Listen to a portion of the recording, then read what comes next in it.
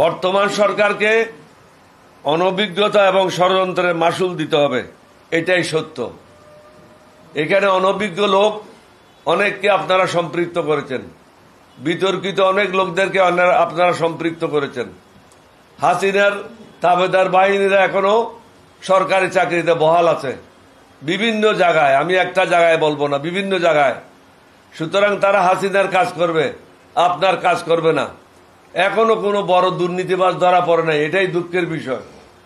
এখনো কোনো বড় দুর্নীতিবাজ 3 মাস হয়ে যাচ্ছে ট্রায়ালে যায় নাই। কেন যায় নাই? বড় বড় যে সমস্ত ব্যবসায়ীরা বলেছিল তোমার সাথে জীবনেও থাকবো, মৃত্যুর পরেও থাকবো, তাদের এখন কোথায়? তাদের সম্বন্ধে কোনো ব্যবস্থা নেওয়া হচ্ছে না কেন? এই নজরুল বলেছিল হাসিনার সরকার বারবার দরকার, এই নজরুলকে কি করেছেন আপনারা?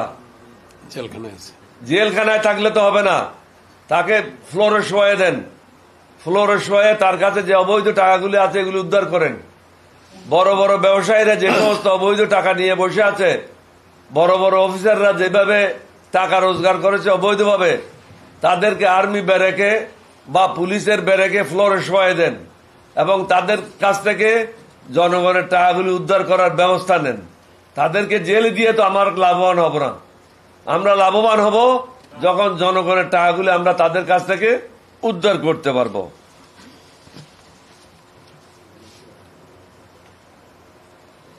সরকারকে এটা বুঝতে হবে, অনেকগুলি শূন্য যদি পাশে বসান, পাশে যদি 1 না থাকে, 2 না থাকে, এই শূন্যগুলির কোনো দাম নাই। আপনারা কিন্তু এখন একটার পাশে একটা শূন্য যোগ করতেছেন, দালালদেরকে একত্রিত করতেছেন, দালালদেরকে বিভিন্ন জায়গায় পদায়ন করছেন। তাদের কাছ থেকে নতুন জেনারেশনের জন্য মঙ্গল কিছু কামনা করবেন না। এলডিপি আপনাদের সাথে আছে, এলডিপি আপনাদের সাথে থাকবে, শক্তভাবে থাকবে, কাপুরুষের মতো থাকবে না। যদি মাঠে ময়দানে আপনাদেরকে সাহায্য করার জন্য সংগ্রাম করতে হয়, আমরা থাকব। কিন্তু আপনারা যদি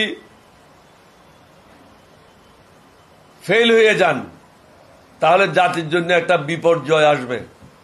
আপনারা সময়টা নির্ধারণ করেন এবং নিজকে সামাল দেওয়ার জন্য ব্যবস্থা করেন।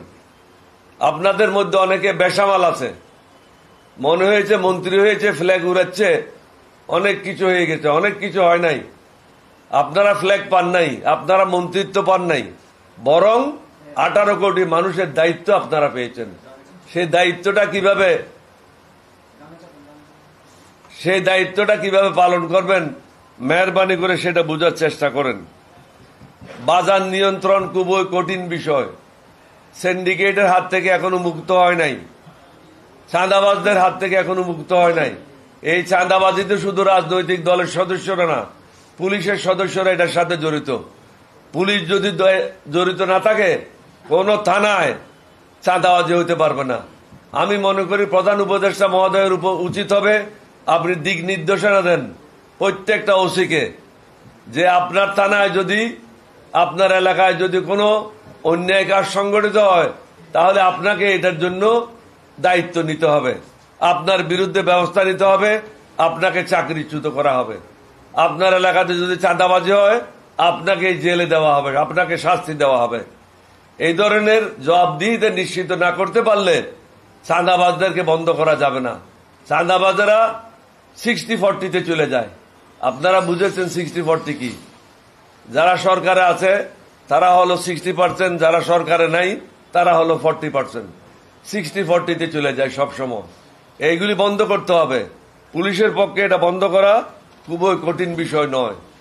সবচেয়ে গুরুত্বপূর্ণ বিষয় হচ্ছে এই সরকার এসেছে ক্ষমতায় প্রায় 3 মাস, জনগণের রক্ষিত টাকা ব্যাংকে আছে, কিন্তু আমি আমার টাকা উত্তোলন করতে পারছি না। এটার জন্য প্রধান উপদেষ্টা মহোদয় কি উত্তর দেবেন? আমার টাকা আমি পাচ্ছি না, কি কারণে পাচ্ছি না? তাহলে আপনারা 3 মাস কি কাজ করলেন? আমি যদি ব্যাংকে যাই, আমার প্রয়োজন 5 লক্ষ টাকা, আপনি আমাকে দিচ্ছেন 5,000 টাকা। এটা কি আপনি আমাদেরকে দক্ষিণে দিচ্ছেন না দান খয়রাত করছেন? আমার টাকাটা আমাকে ফেরত দেবেন, এটাতে এত সমস্যাটা কোথায়? আপনি এটা ব্যবস্থা নেন, জনগণের দুঃখ দুর্দশা বুঝার চেষ্টা করেন। আগামীতে রমজান মাস আসছে, এই সমস্যা আরো প্রকট আকার ধারণ করবে। এখন থেকে যদি পদক্ষেপ না নেন তাহলে বাজার নিয়ন্ত্রণ করাও সম্ভব হবে না এবং মানুষের পকেটে পয়সাও থাকবে না, তার নিজের টাকা ব্যাংকের মধ্যে আটকে থাকছে। সিভিল প্রশাসন এবং পুলিশ প্রশাসন সম্বন্ধে আমি বলেছি, এখনো তারা টাকা নিচ্ছে। আমি নাম বলতে চাই না, একজন ওসি আমার বাসায় আসছে, তাকে জিজ্ঞাসা করলাম তোমার পোস্টিং কোথায় হয়েছে, বলে স্যার অমুক জেলায়। তো অমুক জেলায় পোস্টিং হয়েছে, কোন থানায় গেছো? বলে স্যার এসপির কাছে গেছিলাম, এসপি কে বললাম আমাকে একটা পোস্টিং দেওয়ার জন্য। তখন এসপি বলল 10 লক্ষ টাকা লাগবে। আমি ওকে বললাম এখনো কি টাকা লাগে? বলে স্যার আগে 40 লক্ষ টাকা লাগতো, এখন 10 লক্ষ টাকা লাগে। আপনি কোন ভূমি অফিসে যান, খতিয়ান নতুন হচ্ছে না, সাব রেজিস্ট্রারকে টাকা না দিলে হয় না। একজন সাব রেজিস্ট্রার আপনাদেরকে সার্ভে করে বাইর করতে হবে। ওসিদের কাছে, প্রত্যেকটা সাব ইন্সপেক্টরের কাছে, ইন্সপেক্টরের কাছে একটা রিপোর্ট চান আপনার কোথায় কোথায় ঘর আছে। এমন কোন ইন্সপেক্টর পাবেন না যার 2-3টা ফ্ল্যাট নাই। এই ফ্ল্যাটটা কোত্থেকে পেল? এগুলি বের করার দায়িত্ব কার? আপনাদের, অন্তর্বর্তীকালীন সরকারের। এটা কোনো কঠিন কাজ না।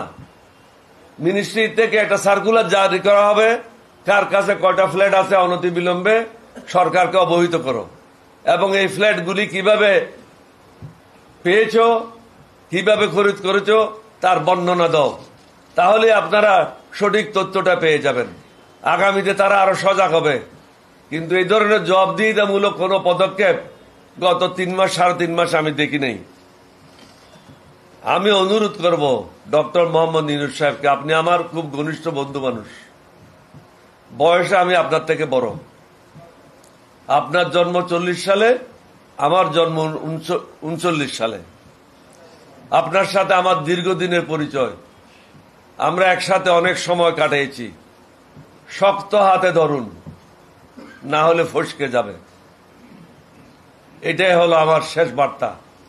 শক্ত হাতে ধরুন, না হলে ফসকে যাবে, এবং আফসোস করার সময়ও পাবেন না। আমি হাসিনাকে বলেছিলাম এই দেশে যে অন্তর্বর্তীকালীন সরকার হবে, এলডিবির পক্ষ থেকে আমরা 3 বছর 3.5 বছর আগে সবাইয়ের আগে বলেছিলাম। তখন কিন্তু আমাদের উপর অনেকে ক্ষিপ্ত হয়েছিল, কিন্তু আলটিমেটলি সেটাই হয়েছে। আমরা হাসিনাকেও বলেছিলাম এখনো সময় আছে, ক্ষমতা হস্তান্তর করে শান্তিতে চলে যান।